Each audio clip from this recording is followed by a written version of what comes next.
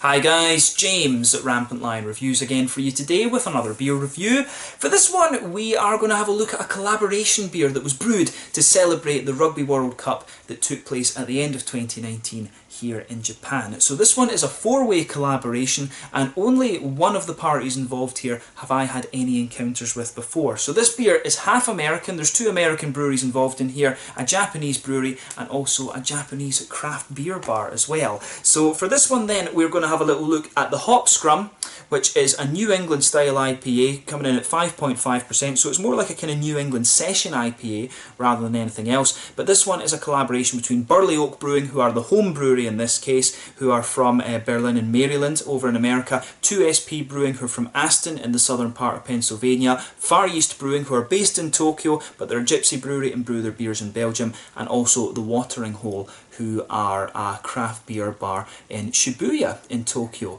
So yeah, I think this beer will be really quite interesting. Scotland, of course, my home nation, didn't do very well at the World Cup this time. They did get beaten by Japan, not what their best performance at the World Cup in recent years, of course, but you know, the missus country, Japan, did pretty damn well, I have to say. So, you know, kudos to Japan for their performance this time. Hopefully Scotland do a little bit better next time, I have to say, but then, you know, I can always support Japan or Ireland. Sweden don't go there, unfortunately, so my other home nation were not represented at it this time. But yeah, really curious to see how this beer turns out. This was yet another one that was bought at liquor shop Asahiya in Taishibashi Umaichi in Osaka. Really lovely little shop run by Koji and his daughter Rika.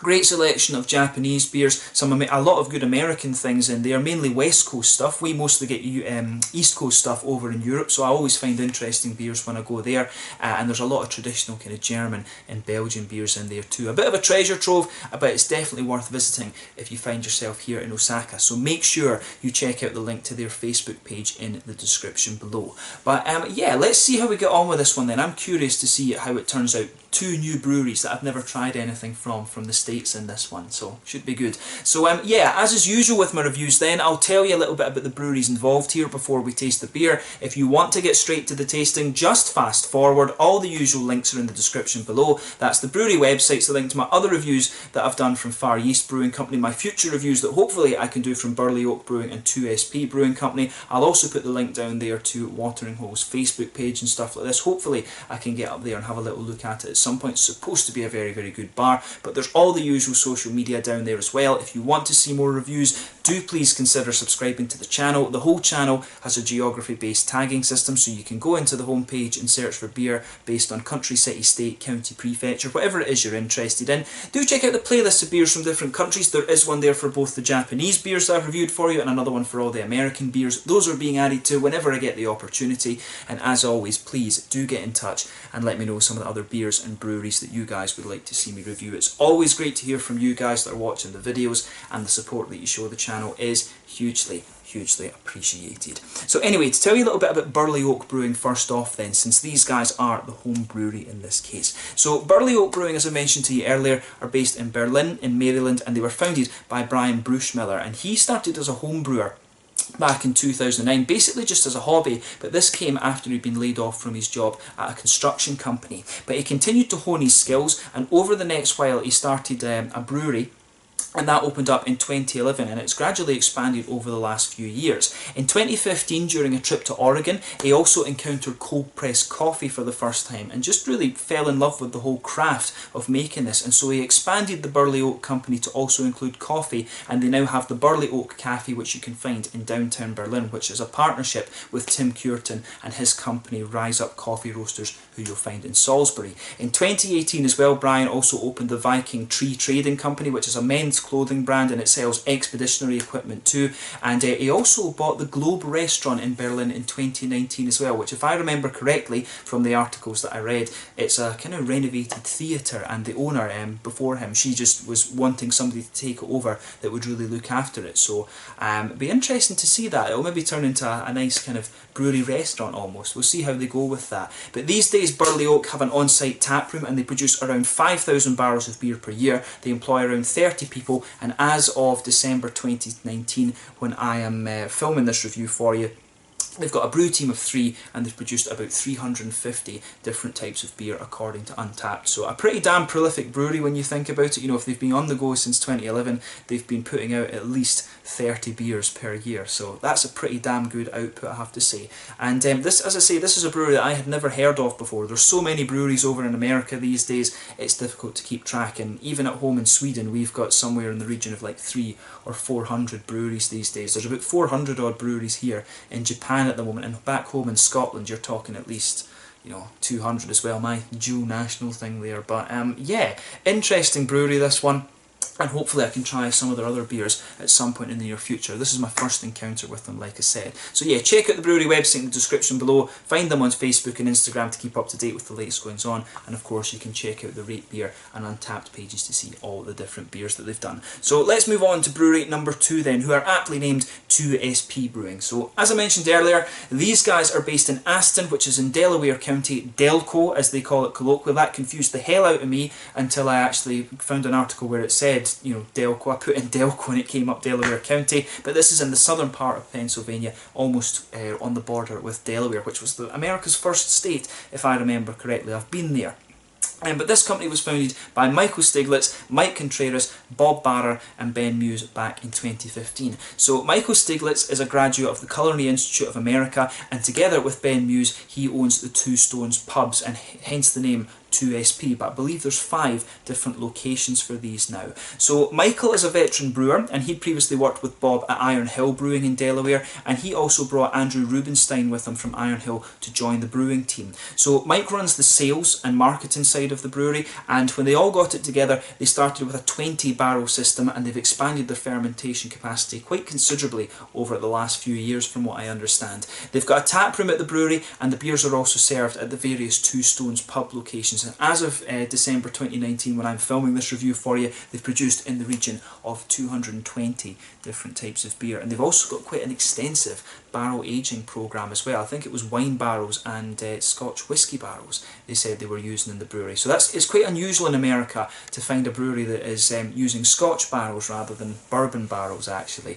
So yeah, I think hopefully I can come across some of their beers. They are being imported here to Japan, both these guys and Burley Oak, so who knows, maybe Koji will get a hold of some, but it would be cool to try some of the kind of core range beers from these guys at some point soon. I haven't really reviewed very many beers from Maryland or Pennsylvania, come to think of it. I think back in the day it was only really Victory that I had reviewed, and was it Liberty Brewing Company or something like that I'd reviewed, that they moved from Colorado up to Maryland. So yeah, I've only reviewed a couple of different breweries from Maryland as well, from what I remember. I've not reviewed anything from Delaware actually, apart from perhaps one Dogfish Head collaboration, so that's something I also need to look at as well. But yeah, that's all I can really tell you about 2SP Brewing for the moment. That was all I was able to find in the newspaper articles and things like that. But if you want to learn more about this brewery, check out the brewery website again, follow them on Facebook and Instagram, and check out the Rate Beer and Untappd pages for details on all the different beers.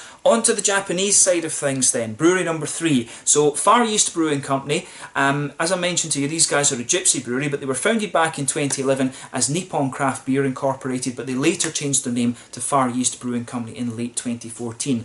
As I said, this brewery are mainly based in Tokyo, and the founder of the company is Shiro Yamada, who has a background in business, having worked in the finance sector and as a consultant. So they launched their Kagoa brand of beer back in 2012, and these are sort of Belgian style beers, and they launched the Far Yeast series of beers in 2014 as well, before later deciding that they were going to use that as the main name for the company. But they're a gypsy brewery, and they brew most of their beers in breweries in and outside of Japan. Most of them are brewed over in Belgium, from what I remember. There are a few that I think that have been brewed in Japan, but the vast majority of their stuff is brewed over in Belgium, and the vast majority of the beers that they produce too are also Belgian beers. I've had the 2 beers I've had on the channel for you before have been limited editions, the Belgian IPA and also the Blanc Cuvée dry hopping, if I remember correctly, which was a really nice beer. You saw that just a few videos ago, but the name I can't quite remember. But yeah, a really interesting brewery as well. Cool to see that the Japanese are starting to have a go at brewing the Belgian beers. Mainly it's been IPAs and German style beers so far, a few imperial stouts and things like that, but definitely cool to find a brewery that's doing Belgian style beers too. Hopefully they can start up their own brewery here in Japan at some point soon, so we'll need to see how that goes. But yeah, the last party in this one as well is Watering Hole Tokyo. So as I mentioned to you, these guys are a craft beer bar. They're in the Shibuya area of Tokyo, very close to the Shinjuku Gyoen National Garden. Go to Shinjuku Station if you want to get there, and they've got 21 craft beer taps on at any one time, which is pretty impressive. Like I say, I've never been to that one, but it would be cool to go and have a little look at it. But there's so many places to go in Tokyo, it's difficult to say where you're actually going to end up, because Tokyo is just huge, just a big concrete jungle. But I've got good friends up there, and I'm sure I'll go and visit them at some point in the fairly near future. But yeah, if you want to learn more about Far Yeast Brewing Company or Watering Hole, you can find the links to both of their websites in the description below. You can check out the Rate Beer and Untappd pages for Far Yeast Brewing as well, and indeed Watering Hole, because they do have their own location page too. But I do recommend that you check both of those places out if you get the chance. So yeah, maybe I can do a little out and about video at Watering Hole, but the Far Yeast Brewing beers are definitely worth having a taste of. So yeah, that's all the information to give you about the breweries just now. So let's move on to the actual beer itself then. So as I mentioned to you at the start of the video, this one is a 5.5% New England IPA. Apparently it's hot with Nelson Sauvin, Mosaic and Falconer's Flight, and like I said, it was brewed to commemorate the World Cup. And this beer came about because Junosuke Nakamura, who's the president of the Five Good Food Company here in Japan, he imports the 2SP and Burley Oak beers. He played on the same rugby team as Mike Contreras, and he also knew that Shiro Yamada was a fan of rugby, and so he brought everybody together and they brewed a rugby themed beer in time for the World Cup. One more little fact about this beer. As I said, Falconer's Flight is one of the kind of hops that's used in this one, and that's one that I've only encountered on one or two occasions before. So Falconer's Flight is a blend of the 7C hops. This is Cascade, Chinook, Centennial, Citra, Columbus, Cluster and Crystal, and it also has a few different varieties from Hop Union LLC in it as well. So yeah, that's all the information you need on the beer itself, so we can go on and actually have a taste of this one. So yeah, there you can see, really nicely presented, this beer. I like the artwork on this one. This is a 473 milliliter can, 1 US pint, for those that haven't moved on to the metric system yet. But there you can see all the different brewery companies on this one. There you can see Burley Oak at the top, since they are the home brewery. Far Yeast Brewing Company, who sell their beers under the name Kagawa. There you can see 2SP Brewing as well, and there is the Watering Hole symbol, the little, is it a pelican? Yeah, not sure. But yeah, really nicely presented beer, this one. 5.5% New England style IPA, so more of a session New England IPA with Mosaic, Nelson Sauvin and Falconer's Flight. So without further ado, let's get this guy out and we will get on with the tasting. That's definitely one of the longer history sections I've had to do when it comes to one of these beer reviews. But let's get this guy out and we'll get on with the tasting then. One thing I will also say about this beer is that it was pretty pricey. This is probably one of the most expensive beers that I've bought in Japan, actually, come to think of it. This one cost me, I think, 1,400 yen, so that's probably about, what would that be? It must be about $14 US or something for this can. And I mean, you know, for a 5.5% sort of session New England IPA, like I say, it is a bit pricey, even as an import here into Japan. You can buy the West Coast beers for about half the price of that, about 700, but then again it's a 440 can rather than a 350 bottle, so there is a little bit more beer in there. But like I say, this one was a little bit pricey, and you know, I was in two minds about this because of the price, but it was a Rugby World Cup beer. How often are you actually going to get to review something like this? Plus the fact it's two American breweries that I've never encountered before as well, actually. So yeah, you know, sometimes you've just got to say stuff it and do it. So yeah, we won't talk about that too much. But as you can see with this one, this is poured pretty much exactly as you would expect from a New England style IPA. This is definitely a very bright yellow colour, this one. This is one of these kind of soupy, gloopy type ones. Some of them can just have a little bit of haze to them. Some of them can be you know, can be pretty transparent, but then you get the ones like this that are just like, you know, oat soup essentially. So there's a nice half-quarter finger of a frothy white head on that, and that's just faded away to be a very thin foamy layer. There's a couple of big bubbles sticking towards the side of the glass there, and a few little ones just heading up towards the bottom of that head. But I mean, overall it looks pretty nice and pretty much what you would expect from a New England IPA. There's nothing overly surprising about this beer in terms of its appearance. So let's move on to the aroma then and see how we get on. Oh yeah, that does smell pretty good actually.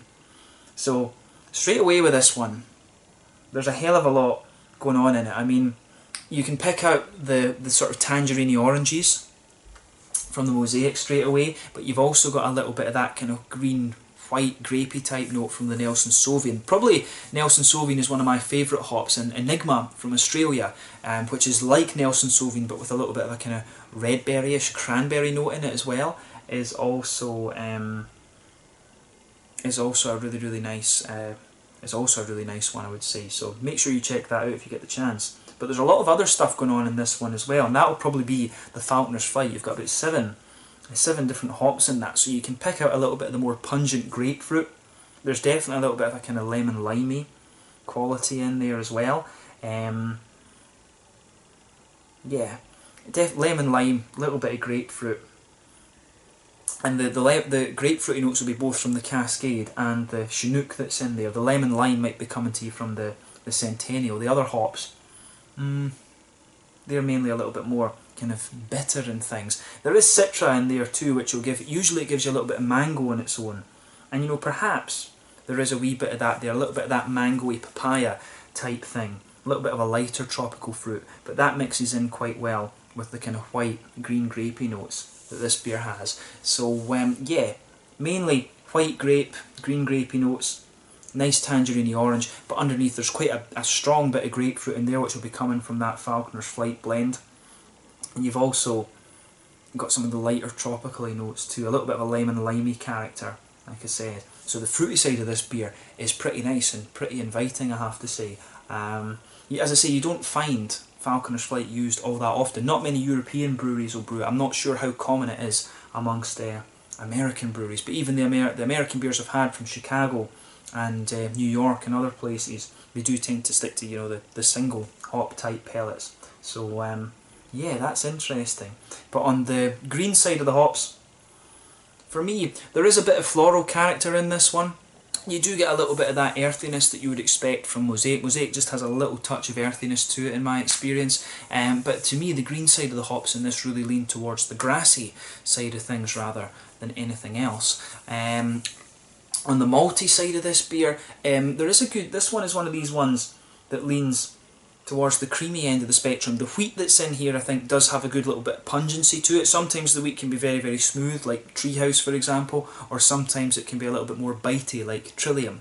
So, yeah, for me, the wheat has a little bit of that kind of bitey Trillium note to it, but the beer overall really leans more towards the kind of oaty, creamy side of things, which is quite nice, actually.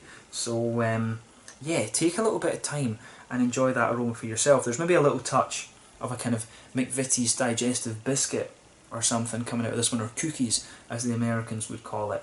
So yeah, a pretty, you know, there's nothing overly surprising about how this aroma comes together when you know the style, but it is a really kind of interesting one. There's quite a complexity to the fruity side of this beer, which with something like Falconer's Flight you're going to get, to be honest. So yeah, let's have a taste of this one then.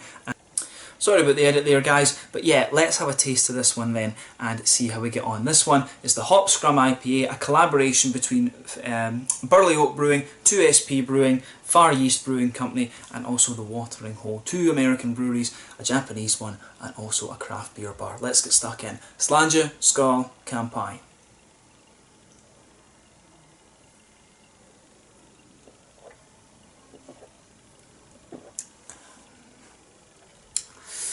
So yeah, this one, first impression, very, very light and very kind of sessionable New England IPA. It comes across really nicely, actually. I like how this one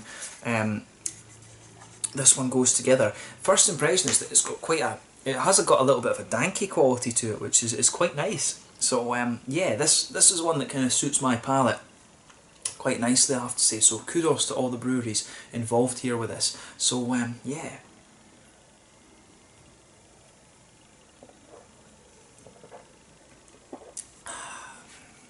Right, let's try and break down the flavour of this one then. So straight away you can feel a little bit of that kind of pale malty base, just blanket in the middle of the tongue.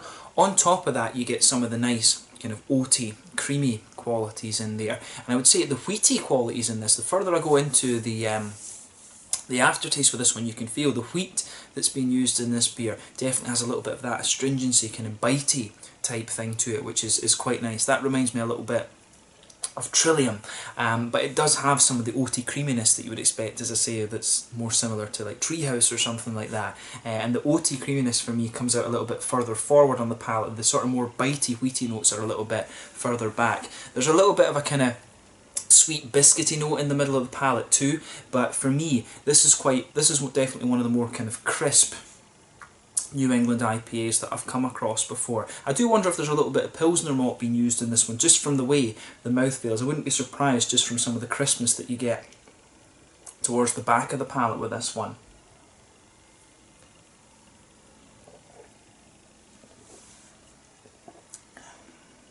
Yeah, pretty sure about that, to be honest.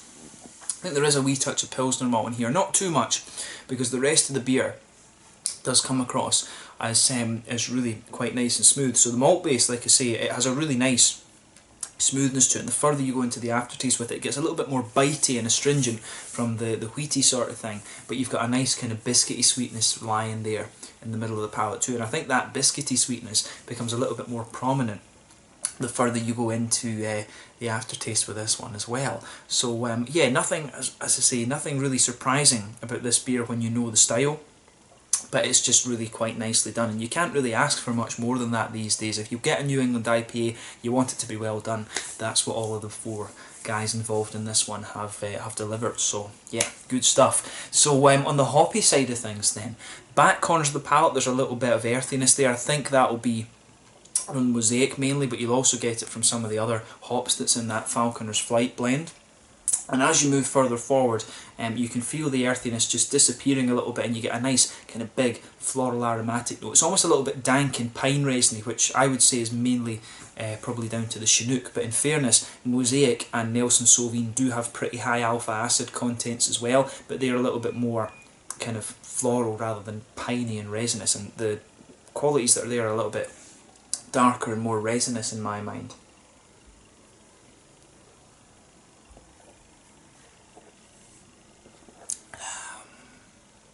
So yeah, I really like how that that side of the beer goes together. It does have a little bit of that bitterness. As I've said on the channel before, I've been missing the West Coast IPAs, and you know, this one does have a little bit of that bitterness that you would normally want from one of those. But round the very front curve of the palate, this one has a little bit of a lighter grassiness there too, which is quite nice. It gives you a good bit of contrast from the side of the palate, which is a little bit more bitter. This one's just a little bit more lighter and kind of maybe even a little bit zesty, to be honest with you.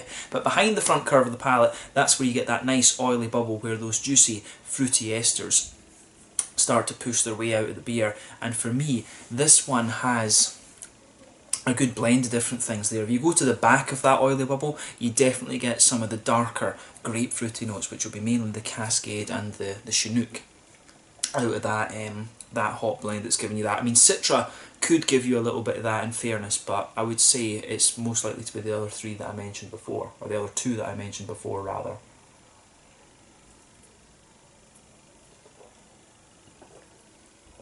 But yeah, when you come further forward on the palate from that, you do get a little bit of a kind of mango note out of this one, and that'll be from the Citra side in the Falconer's Flight. And then coming further forward from that, you start to get a few kind of tangerine and orangey notes, but for me, those are quite, they're not the most pronounced, to be honest with you. It's quite, the Mosaic in this one I think takes a little bit of a back seat in that sense. There's not too much in the way of the tangerine oranges. There's a little bit of it. You also get a little bit of that white and green grapey note out of the beer as well, from the Nelson Sauvin, and that comes out on the closer towards the front of the palate. But that is that's, you know, it gives you a nice little bit of complexity there. But I do wonder if perhaps the Falconer's Flight in this one is sort of overshadowing the amount of hops and hop varieties you have in there. I think that takes away a little bit from the Mosaic and the Nelson Sauvin, which in itself is a good blend, and they can also hold their own as single hops as well. So yeah, maybe it would have maybe been better to actually do this beer just with Falconer's Flight, or do it with the two, you know, Mosaic and Nelson and Sauvin. I mean, I'm not sure if they added Falconer's Flight as the bittering hop, or whether they've and whether they've used the other ones as dry hopping later. I'd suspect that Falconer's Flight is probably the bittering hop in this one, because of how prominent the likes of the kind of piney resins and stuff are, because the earlier you add it in the boil, the more prevalent the kind of bitterness is going to be. It's all about when you add hops in the boil, that when you start to get that trade-off between bitterness and flavour, of course.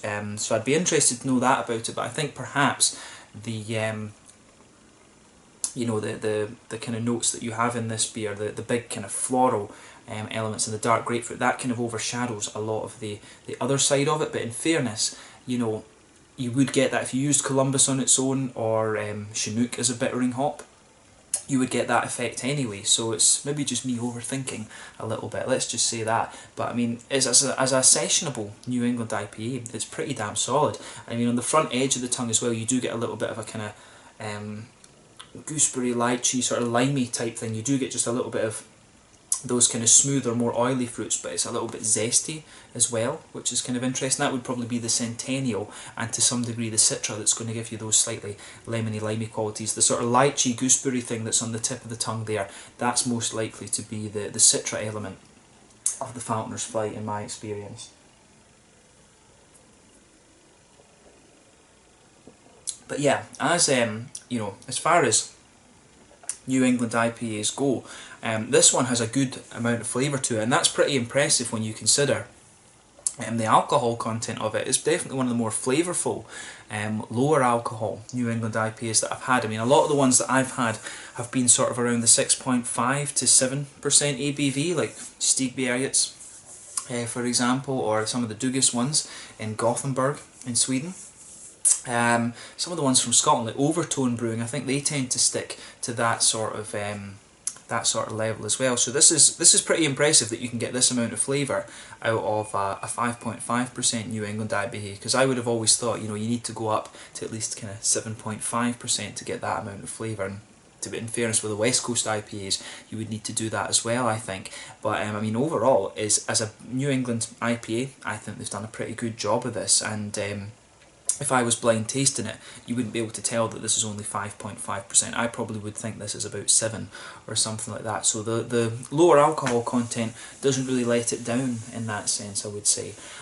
So yeah, in terms of the mouthfeel then, this beer, it's pretty nice and light-bodied actually. It's got a lovely crispness to it, and you know, this is one of the things. This beer is brewed in America, and I'd be curious to know whether Burley Oak's and 2SP's normal beers are quite like this, because this is one that suits the Japanese palate a little bit. It's got that lighter crispness. As I've told you before on the channel numerous times, the Japanese, for the Japanese beer, has to be light, drinkable and crisp. Doesn't matter what style it is, it does have to have that element of drinkability to it, otherwise, you know, it doesn't really suit them very well. It's a kind of hot tropical country over here, so that makes sense. But as I say, the mouthfeel on this one is pretty good from a Japanese perspective, I would say. So yeah, it's at the top end of light-bodied, bottom end of mid-bodied, this one for me. The carbonation does have a level of crispness to it. Yeah, I would stick with that. And the mouthfeel overall, it's quite smooth, but at the same time, it's got a good degree of wetness to it. In terms of the hoppy bitterness, this one's got to be somewhere in the region. It's got to be at least 50 IBUs. I think it's definitely somewhere around there. It could even be a little bit higher than that, but there is a good little bit of hoppy bitterness to this one. The malt base, as I say, is quite smooth. It gets a little bit bitey and wheaty the further you go into the aftertaste. At the moment, I'm really getting some of those kind of bitey, wheaty notes out of the beer. Then you've got some nice juicy fruity notes coming out of the beer too. Some darker, more pungent grapefruit, like I said, but some of the lighter, juicy kind of characters coming out of the beer a little bit later on as well. But overall, as a sessionable New England IPA, I think this one is pretty impressive. A hell of a lot of flavour for a 5.5% beer. So yeah, let's just leave it at that for this one. This is a really interesting beer, this one, I have to say, and it shows you can do quite a lot with these beers. I've often thought with the New England IPAs, you know, you can't really go above 8.5% without the booziness showing, and that's something you can do with the West Coast IPAs, with the caramel and things. So maybe you can actually play a little bit more with these in the lower alcohol content. That's something I've never really thought about before. Food for thought for my next New England reviews then, I have to say. But overall, a really interesting beer, this one, and I'm glad that I was able to review it, and definitely cool to do my first review involving Burley Oak and 2SP as well. Cool to encounter Far Yeast again, and good to give Watering Hole a mention. Like I say, hopefully I can go and do an out and about video from Watering Hole, and hopefully I find some of the 2SP and Burley Oak beers at some point in the future, my first encounter with these guys. So yeah, a really nice beer, this one, brewed to celebrate the 2019 Rugby World Cup here in Japan. So let's leave it at that. Once again, thank you for watching my beer reviews. Until the next time, please like, subscribe, share, all the usual YouTube stuff. Let me know your own thoughts on this beer in the comments section below. Let me know what your favourite beers are from Burley Oak Brewing as well, and hopefully I can return to these guys at some point in the near future. This one was the Hop Scrum, a New England IPA at 5.5% from Burley Oak Brewing in were they in the Berlin and Maryland? Yep, Berlin and Maryland, and 2SP Brewing, who are from from Delco in Pennsylvania, Aston, Delco, Pennsylvania. Far Yeast Brewing Company, a gypsy brewery out of Tokyo, and also the Watering Hole, a craft beer bar with 21 taps in Shibuya. So yeah, thank you again for watching, and I will catch you guys very soon. Until the next time, Slanju just now, and I'll catch you guys later. Slanju, skull, cheers. Make sure you check out all of these breweries, and I will catch you very soon. Hopefully we can review more from each of them soon. Cheers.